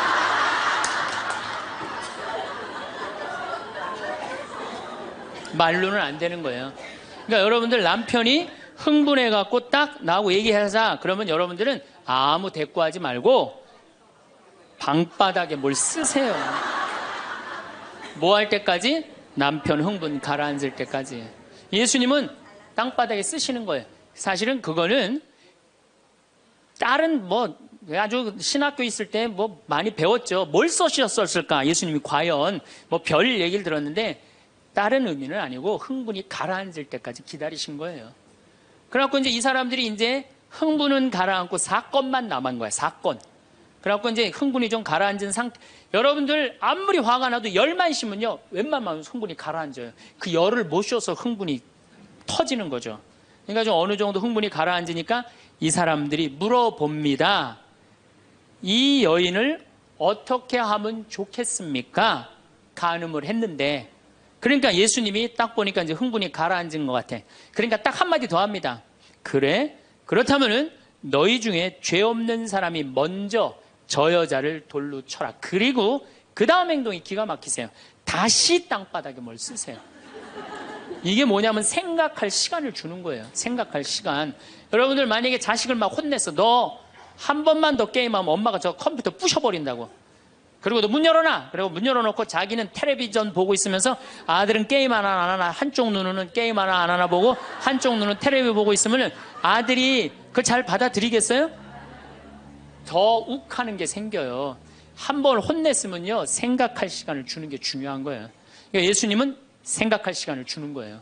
너희 중에 죄 없는 사람이 먼저 저 여자를 돌로 쳐라. 그리고 난 다음에 예수님 다시 땅바닥에 뭘 쓰십니다. 그런데 언제까지 기다려주시느냐 하면 다 떠날 때까지 기다리는 거예요. 중간에 고개 안 돌리시고. 그리고 다 떠났어. 다 떠나고 나니까 그때서 고개를 들어서 혼자 남은 여인한테 물어봅니다. 여인아, 네 죄를 묻던 사람들이 어디 갔느냐? 아무도 없습니다, 주님. 그래? 그들이 만약에 네 죄를 묻지 않았다면 나도 네 죄를 묻지 않으마. 이거 기가 막힌 얘기예요. 왜? 예수님은 죄를 묻을 수 있는 권한이 있으신 분이에요. 얼마든지 그 여자를 징계할 수 있어요. 그렇지만 다른 사람이 묻지 않았기 때문에 나도 묻지 않겠다. 아, 기가 막히지 않아요? 예수님은 세 사람을 용서합니다. 첫 번째 죽이다고 덤비는 바리사이들을 용서하고 간음한 이 여인을 용서하고 그 다음에 율법의 1.1획도 나는 어기로 온 것이 아니다. 없애러 온 것이 아니다. 이렇게 가르친 당신까지 용서한 거야. 다시 말해서 흥분이 가라앉으면요 문제 해결은 다 돼요. 흥분한 상태에서 여러분들이 문제 해결하려고 하면 해결이 안 된다는 얘기예요. 그렇다면은 이 흥분은 화는 어떻게 하면 조절할 수 있느냐? 첫 번째, 숨을 잘 쉬어라.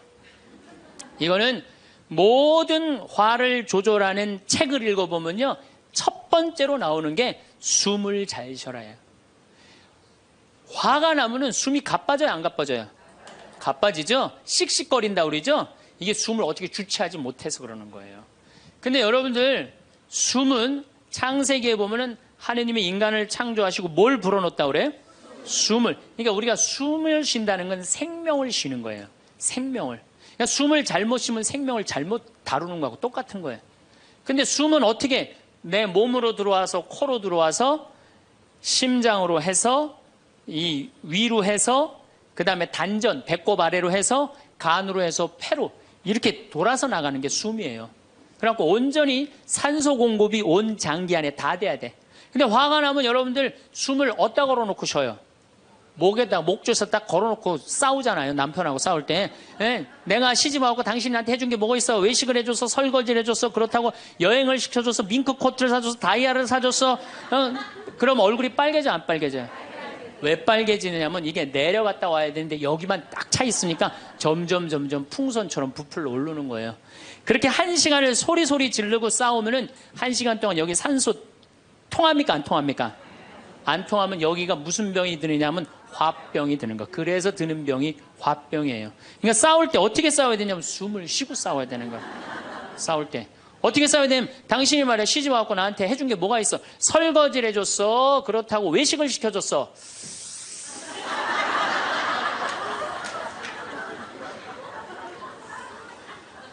그렇다고 나 밍크 코트를 사줬어. 아니면 다이아를 사줬어. 당신 나한테 해준 게 뭐 있어? 내 시집 와서 고생만 했지.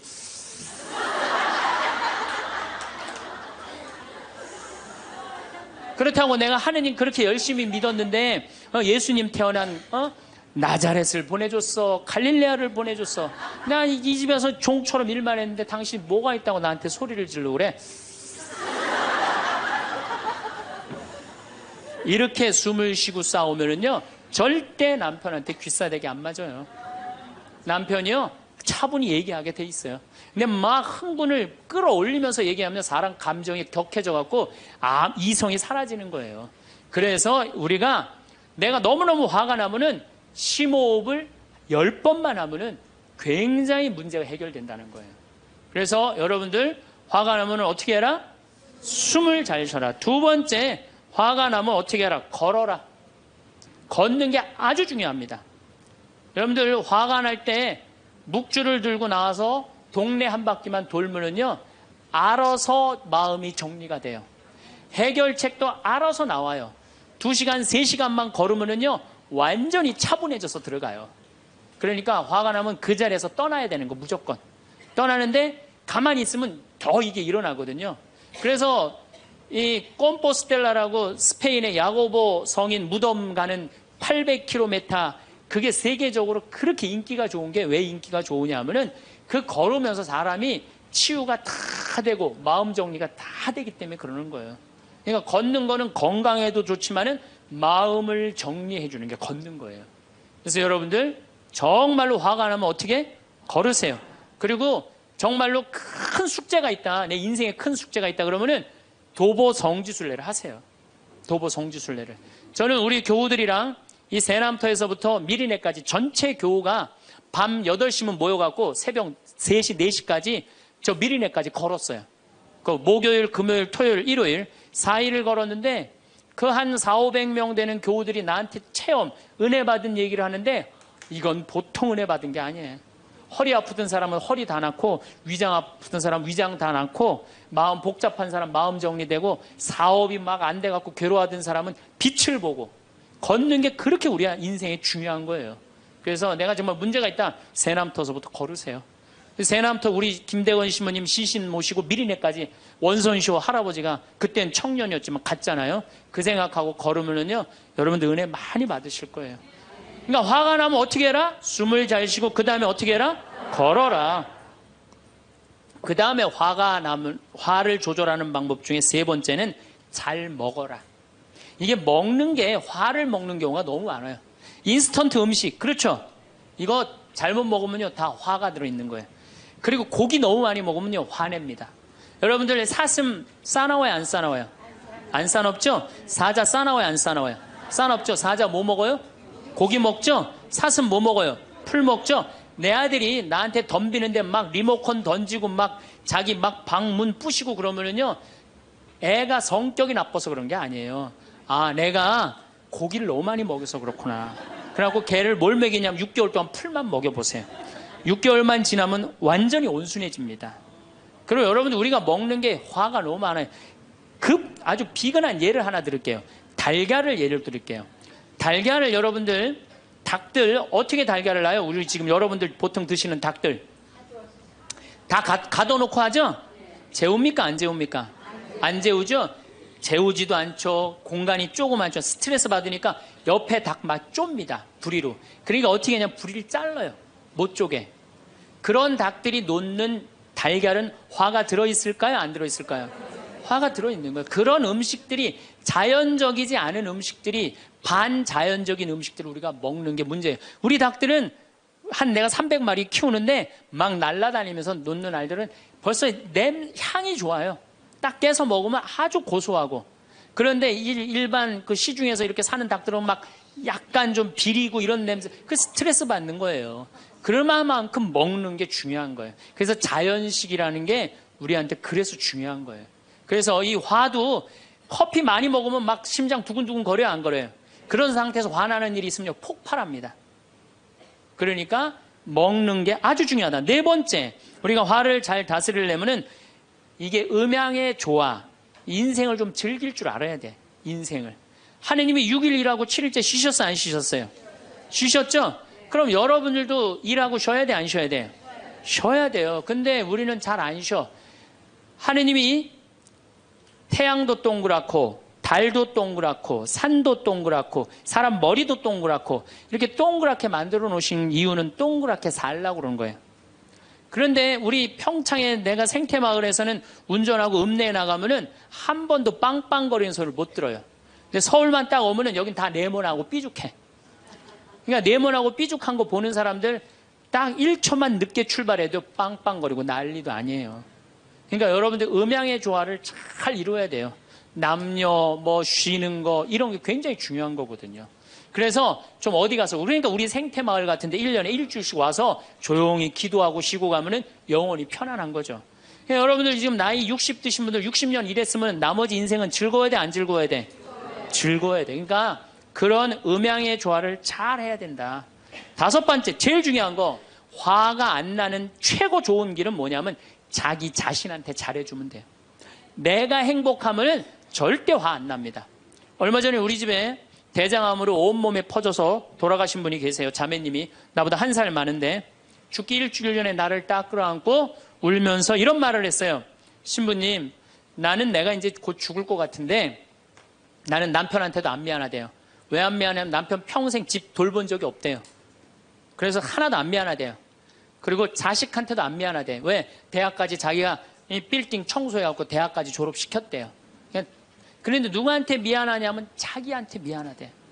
자기는 이 47년을 살면서 한 번도 고생만 했지 자기 맛있는 고기를 사준 적도 없고 자기한테 예쁜 옷을 해입힌 적도 없고 좋은데 구경시켜준 적도 없다는 거야. 그런데 지금까지 고생만 하다가 떨컥 병에 걸려서 죽는다는 거예요.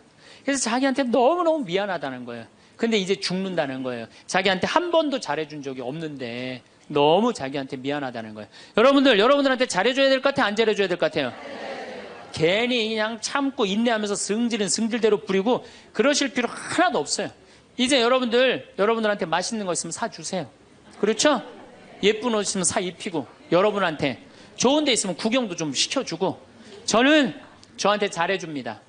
왜 잘해주느냐 하면은 나는 본당을 떠나 있기 때문에 본당 총회장님도 없고 부회장님도 없고 성무회장님도 없어요. 그러니까 나 고기 먹고 싶으면 사주는 사람 아무도 없어요. 내가 고기가 먹고 싶으면 내가 사줘요. 베네딕토 고기 먹고 싶냐? 가자. 내가 오늘 사줄게. 난 내가 데려와서 내가 사줘 나한테. 그러니까 스트레스 받는 일이 없는 거예요. 남한테 섭섭한 것도 없고. 그래서 제가 항상 하는 얘기지만 집에서는 엄마가 행복해야 돼. 그래야지 자식이 행복한 거예요. 집에서는 아내가 행복해야 돼. 그래야지 누가 행복해? 남편이 행복한 거예요. 집에서는 며느리가 행복해야 돼.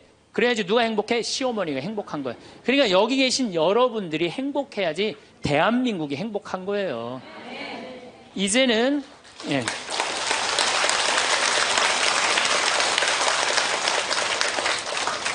자기한테 잘해주는 걸 비신앙적이라고 생각하지 마십시오. 온 세상을 얻는다 해도 자기 목숨을 잃으면 아무 소용이 없다. 그러셨죠? 그러니까 여러분들한테 잘해주시고 내가 행복해야지 그 행복을 가지고 온 세상에 나눠줄 수 있다는 사실 잊지 마시고 여러분들 행복하시기 바랍니다. 감사합니다.